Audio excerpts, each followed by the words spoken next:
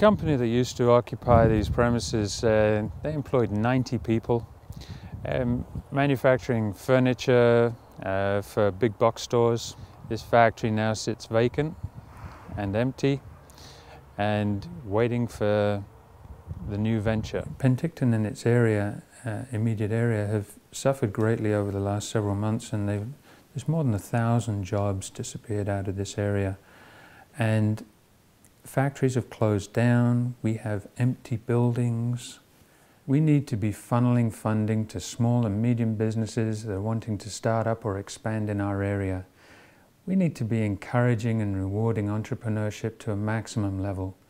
And we should have economic development offices to entice businesses to our province and help them deal with the red tape of our government. If we look at just south of the border in Washington and Oregon, we've seen new green businesses starting up in those states. For instance, there's a solar panel manufacturing plant that's opened up in Moses Lake in Washington. Now, Moses Lake is 18,000 people. It's half the population of Penticton, and this plant employs 400 people there. That's 400 jobs in that economy. In Portland, Oregon, there's a European wind turbine manufacturer that's moved there. They're injecting $250 million into that economy, and they're building a 450,000 square foot facility. And both of those projects are directly a result of government aid packages and tax incentives that have encouraged them to move into that area.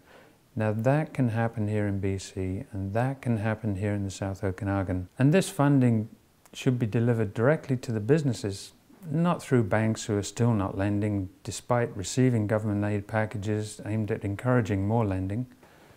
I say leave the banks and let them get better on their own. They're not in that bad a shape anyway. The money should go through organizations such as Community Futures, who have an excellent track record of helping businesses manage their budgets. The government needs to work with new businesses to help them in the startup costs and the operating costs for the first 2 years.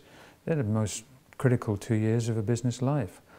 I propose that the government helps any new business wanting to move into the South Okanagan and create jobs by offering to lease a building that suits that business and giving it to the business rent-free for 2 years. The cost of doing this is far less than the cost of having those potential workers out of a job.